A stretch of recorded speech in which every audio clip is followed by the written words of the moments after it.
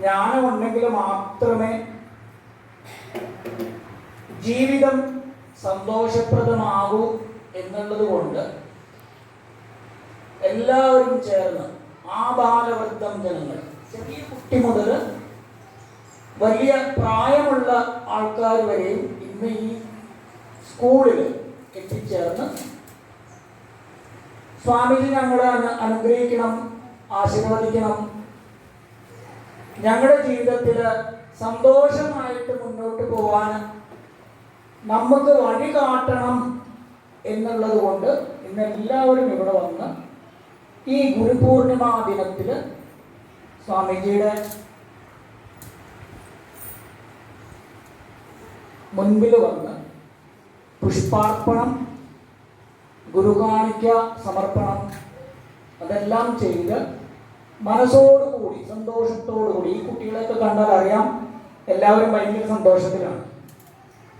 എക്സാമിൻ്റെ മുമ്പത്തെ ദിവസമാണെന്നുണ്ടെങ്കിൽ ചില കുട്ടികൾക്കൊക്കെ ഭയങ്കര സന്തോഷമായിരിക്കും, ചില കുട്ടികൾക്ക് ഉറങ്ങാതെയൊക്കെ പഠിക്കും, ചില കുട്ടികൾ ആ ദിവസം തന്നെ വേണമെങ്കിൽ പോയി ഗ്രൗണ്ടിൽ പോയി പമ്പരമൊക്കെ കൊത്തി കളിക്കും. പക്ഷേ ഇന്ന് ഇവിടെ കാണുന്ന എല്ലാവരുടെ മുഖം നോക്കിയാലും അറിയാം എല്ലാവരും നല്ല സന്തോഷത്തിലാണ്. സ്വാമിജി ഞങ്ങളെ അനുഗ്രഹിക്കാൻ ഇവിടെ വന്നത് നമുക്ക് സന്തോഷമാണ് എന്നുള്ള ആ പ്രതിഫലനം എല്ലാവരുടെയും മുഖത്ത് കാണുന്നു. എല്ലാവർക്കും ഞങ്ങളുടെ ആശീർവാദം. നിങ്ങൾക്ക് വേണ്ടി എല്ലാ ദിവസവും പൂജയുടെ സമയത്ത് ഭഗവാന്റെ മുമ്പിൽ പ്രാർത്ഥിക്കുന്നതായിരിക്കും. ഇപ്പൊ ഈ വന്നിരിക്കുന്ന വിദ്യാർത്ഥികളിൽ പറഞ്ഞു, രാമായണ മാസമാണ്. രാമായണം എന്ന് പറയുന്നത് നമ്മുടെ ഭാരതത്തിൻ്റെ ഇതിഹാസമാണ്.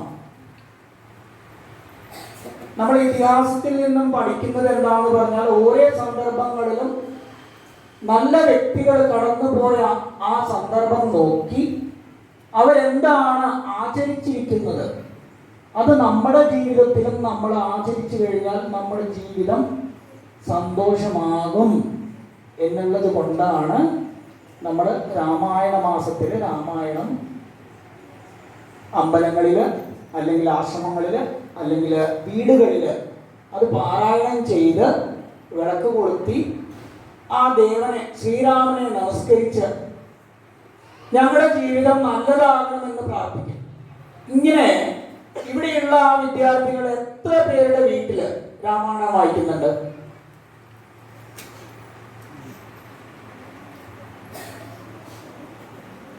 അച്ഛനമ്മമാരാണോ വായിക്കുന്നത് അതോ നിങ്ങൾ വായിക്കുമോ?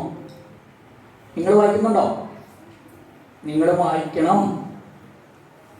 നിങ്ങളും വീട്ടിൽ രാമായണ മാസം കഴിയുന്നതിന് മുമ്പായിട്ട് മലയാളത്തിലുള്ള ബുക്ക് മേടിച്ച് അല്ലെങ്കിൽ മലയാളത്തിൽ ബുക്ക് ഉണ്ടെങ്കിൽ അത് വീട്ടിൽ വായിക്കുന്നത് ഉത്തമമാണ്. പിള്ളേര് വായിച്ചു കഴിഞ്ഞാൽ, കൊച്ചുകുട്ടികൾ വായിച്ചു കഴിഞ്ഞാൽ ശ്രീരാമചന്ദ്രൻ തന്നെ ഓടി വീട്ടിലേക്ക് എത്തും. അതാണ് ശുദ്ധ മനസ്സുള്ള കുട്ടികൾ വായിക്കണമെന്ന് പറയുന്നത്. ഇപ്പൊ നാളെ മുതൽ ഇവിടെ ഇരിക്കുന്ന ഈ കൈപൊക്കി വെച്ചിരിക്കുന്ന കുട്ടികളെല്ലാവരും വായിക്കുമല്ലോ. വീട്ടിൽ പോയിട്ട് വൈകുന്നേരം വിളക്കൊക്കെ വെച്ചിട്ട് രാമായണത്തിന്റെ ബുക്ക് എടുത്തിട്ട് അറിയുന്നത് എന്താണോ വായിക്കാൻ പറ്റുന്നത് അത് അവർ വായിക്കുക. എത്ര പേര് വായിക്കും? എല്ലാവരും വായിക്കും. അത് മാത്രമല്ല, ഇന്ന് കൈ താഴ്ത്തിട്ടുള്ളൂ. ഇന്നൊരു 3 കുട്ടികൾ 3 ക്വസ്റ്റ്യൻ ചോദിച്ചിട്ടുണ്ടായിരുന്നു. ആദ്യത്തെ കുട്ടി, മറ്റുള്ളവരെല്ലാവരും ഉണ്ടായിരുന്നെങ്കിലും ലക്ഷ്മണൻ മാത്രമാണ് ശ്രീരാമചന്ദ്രന്റെ വനവാസത്തിന് കൂടെ ഉണ്ടായിരുന്നുള്ളൂ.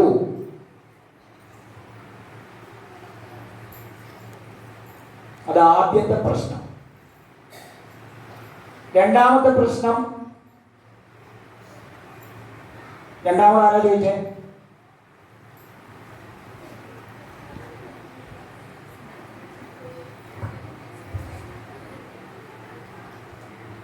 രണ്ടാമത് ചോദിച്ച പ്രശ്നം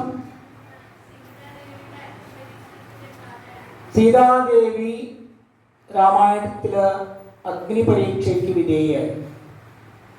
ആരോ ഒരു വഴിപോക്കൻ എന്തോ ഒരു കുറ്റം പറഞ്ഞതുകൊണ്ട് സീതാദേവിക്ക് ആ കുറ്റം ഇല്ല എന്ന് വരുത്തി തീർക്കുവാൻ വേണ്ടി അഗ്നി പരീക്ഷ ചെയ്യേണ്ടി വന്നു.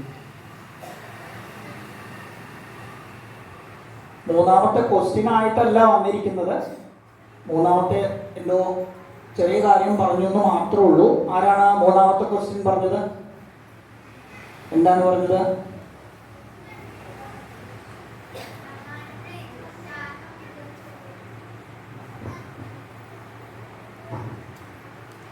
രാമായണത്തില് ഏറ്റവും ത്യാഗം അനുഭവിച്ച വ്യക്തി.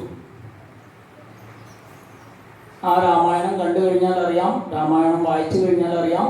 നിങ്ങളൊക്കെ ഈ ചെറിയ കുട്ടികളൊന്നും കണ്ടു കാണില്ല, പക്ഷേ മുതിർന്നവരൊക്കെ ടി വിയിൽ ഒരു 2-3 വർഷത്തേക്ക് രാമായണം ഞായറാഴ്ച നടന്നിട്ടുണ്ടായിരുന്നു. രാമായണത്തിൻ്റെ എപ്പിസോഡ് വരാറുണ്ടായിരുന്നു. കണ്ടവരൊക്കെ ഇവിടെ ഉണ്ടാവും. നോക്കിക്കഴിഞ്ഞാൽ ഒരു 90% ആൾക്കാരും അതില് കഥാപാത്രങ്ങൾ ആരാണോ അവരെല്ലാവരും ത്യാഗം അനുഭവിച്ചിട്ടുണ്ട്. ഇപ്പൊ നിങ്ങൾ ഇവിടെ ഇരിക്കുന്നത് 2 ഭാവത്തിലാണ്. അറിയാമോ? അറിയില്ല. ഒന്ന് നിത്യം, ഒന്ന് അനിത്യം. നിങ്ങളുടെ ഈ ശരീരം അത് അനിത്യമാണ്. ഈ ശരീരം ഒരു സമയമാവുമ്പോൾ ഈ പഞ്ചഭൂതത്തിലേക്ക് അങ്ങ് ചേരും. ഇല്ല? അപ്പൊ നല്ല കുട്ടികളാണ് എല്ലാവരും. പക്ഷെ നമ്മൾ ഉറങ്ങിക്കഴിഞ്ഞിട്ട് എണീക്കുമ്പോൾ നമുക്ക് തോന്നും സുഖമായിട്ട് ഉറങ്ങിയെന്ന്. ഇല്ല? അത് ആർക്കാ തോന്നുന്നത്? ആത്മാവിന് തോന്നുന്നതാണ്. നമ്മുടെ മനസ്സ് നമ്മളോട് പറയും നമ്മൾ സുഖമായിട്ട് ഉറങ്ങി എന്ന് പറയും. അതാണ് ആത്മാവ്, ശരീരമല്ല. അപ്പൊ ആ ആത്മാവിന് ഉത്തമമായ ജ്ഞാനം അന്ധകാരത്തിൽ നിന്നും മോചിപ്പിച്ച മോക്ഷത്തിലേക്ക് കൊണ്ടുപോകുന്നത് ആരാണോ അതാണ് ആധ്യാത്മീയമായ ഗുരു. ആത്മാവിനെ ഉന്നതങ്ങളിലേക്ക് കൊണ്ടുപോകാൻ അനുഗ്രഹിക്കുന്ന വ്യക്തിയാണ് ഗുരു. അത് ആധ്യാത്മിക ഗുരു എന്നാണ് പറയുന്നത്. അപ്പൊ സ്കൂളിൽ പഠിപ്പിക്കുന്ന ടീച്ചേഴ്സ് ആയാലും നിങ്ങൾക്ക് ഗുരു തന്നെയാണ്. നിങ്ങളുടെ ജീവിതം നല്ല രീതിയിൽ കൊണ്ടുപോയാൽ മാത്രമേ ആധ്യാത്മികവും ചെയ്യാൻ പറ്റത്തുള്ളൂ.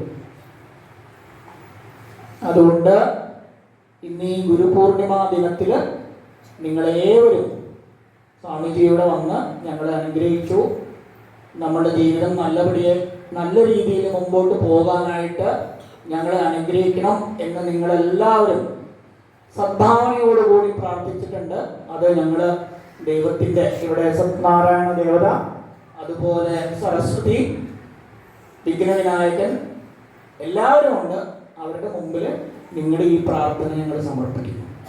നിങ്ങളുടെ ജീവിതം നല്ല രീതിയിൽ ദൈവാനുഗ്രഹം കൊണ്ട് നല്ലതാവട്ടെ എന്ന് പ്രാർത്ഥിക്കുന്നു.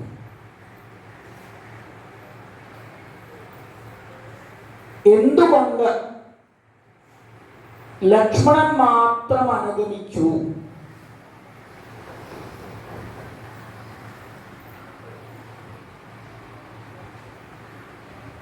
ശ്രീരാമന്റെ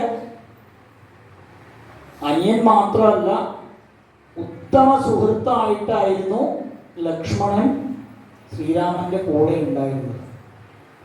ശ്രീരാമൻ അവതാരം എടുത്തപ്പോൾ തന്നെ ഈ അവതാരത്തില് രാവണനെ നിഗ്രഹിക്കാൻ വേണ്ടി അടുത്ത ആരെങ്കിലും വേണ്ടേ സഹായിക്കാൻ? ദൈവത്തിന് സഹായം വേണ്ട. പക്ഷേ ആ സമയത്ത് കുറെ പേരുണ്ടെങ്കിൽ ആ കാര്യം സുഗമമാവും എന്നുള്ളത് കൊണ്ട് ലക്ഷ്മണനും അവതരിച്ചു. വനവാസത്തിന് ലക്ഷ്മണനും കൂടെ വന്നു. ഇത് 3 പേരാണ്: ശ്രീരാമൻ, ലക്ഷ്മണൻ, സീതാദേവി. സീതാദേവിയെ കട്ടുകൊണ്ടുപോയി. ലക്ഷ്മണൻ അവിടെ ചെന്ന് ശ്രീരാമന് ബോധക്ഷയം വന്നപ്പോ കൂടെ ഉണ്ടായിരുന്നത് ലക്ഷ്മണനാണ്. ഹനുമാൻ പോയി ഔഷധിയൊക്കെ കൊണ്ടുവന്നു, ശ്രീരാമന് കൊടുത്തു. ശ്രീരാമന്റെ ബോധം, നഷ്ടപ്പെട്ട ബോധം തിരിച്ചു കിട്ടി. അപ്പൊ ആ കാരണത്താൽ എല്ലാവരും കൂടി പോയി കഴിഞ്ഞാൽ കാര്യം നടക്കൂല. നടക്കോ? ഇപ്പൊ ഇവിടെ കുറെ പേരുണ്ട്, കുട്ടികൾ കുറെ പേരുണ്ട്. എന്തെങ്കിലും കാര്യത്തിന് പോകണമെന്നുണ്ടെങ്കിൽ പോകേണ്ട ആൾക്കാർ മാത്രം പോകണം. എല്ലാവരും പോയാൽ നടക്കോ? ഇല്ല. അതുപോലെ ശ്രീരാമചന്ദ്രന്റെ കൂടെ കുറെ പേരുണ്ടായിരുന്നെങ്കിലും പ്രാപ്തമായ അധികാരിയായിട്ടുള്ള ലക്ഷ്മണൻ മാത്രമേ കൂടെ പോയിട്ടുള്ളൂ. അതുകൊണ്ട് നമ്മളും ജീവിതത്തിൽ എന്തെങ്കിലും കാര്യങ്ങൾ ചെയ്യാൻ പോകുമ്പോൾ അതിന് ശരിയായ ആളെ കണ്ടുപിടിച്ച് കൂടെ കൊണ്ടുപോയാൽ കാര്യങ്ങൾ നടക്കും. അല്ലെങ്കിൽ കാര്യങ്ങൾ വെള്ളത്തിലാവും, കാര്യം നടക്കത്തില്ല. മനസ്സിലായോ?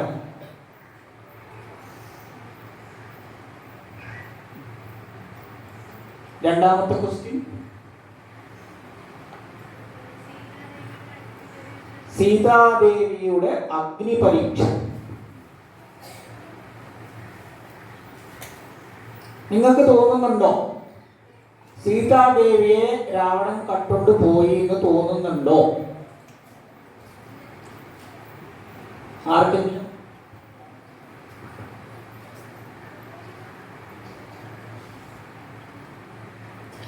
നമ്മളുടെ സങ്കല്പത്തില് സീതാദേവി എന്ന് പറയുന്നത് ശ്രീരാമചന്ദ്രന്റെ ധർമ്മപത്നി ലക്ഷ്മിയാണ്.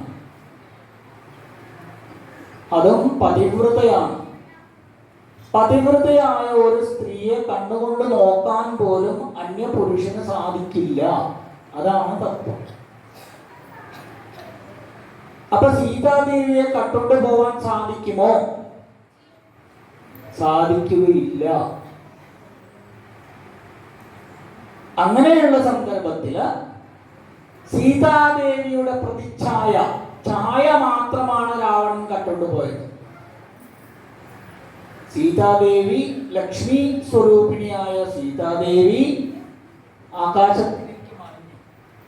ആകാശത്തിലേക്ക് മറഞ്ഞതായിട്ടാണ് രാമായണം പറയുന്നത്. രാമായണത്തിൽ എവിടെയും പറഞ്ഞിട്ടില്ല. പക്ഷെ തത്വം പറയുന്ന പുസ്തകങ്ങളില് സീതാദേവിയെ രാവണന് തൊടാൻ പറ്റില്ല. ആ സമയത്ത് പ്രതിച്ഛായ തിരിച്ചു വന്നപ്പോ അഗ്നിയിലൂടെയാണ് സീതാദേവി ശ്രീരാമചന്ദ്രനിലേക്ക് എത്തിയത്. സീതാദേവിയുടെ ജന്മം അറിയാവോ?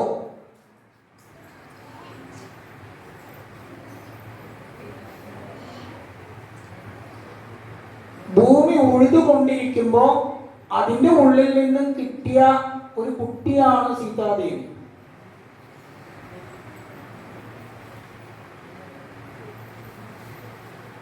ഭൂമിയുടെ ഉള്ളിൽ നിന്ന് നിങ്ങൾക്ക് ആർക്കെങ്കിലും ഒരു കുട്ടി കിട്ടോ? കിട്ടത്തില്ല.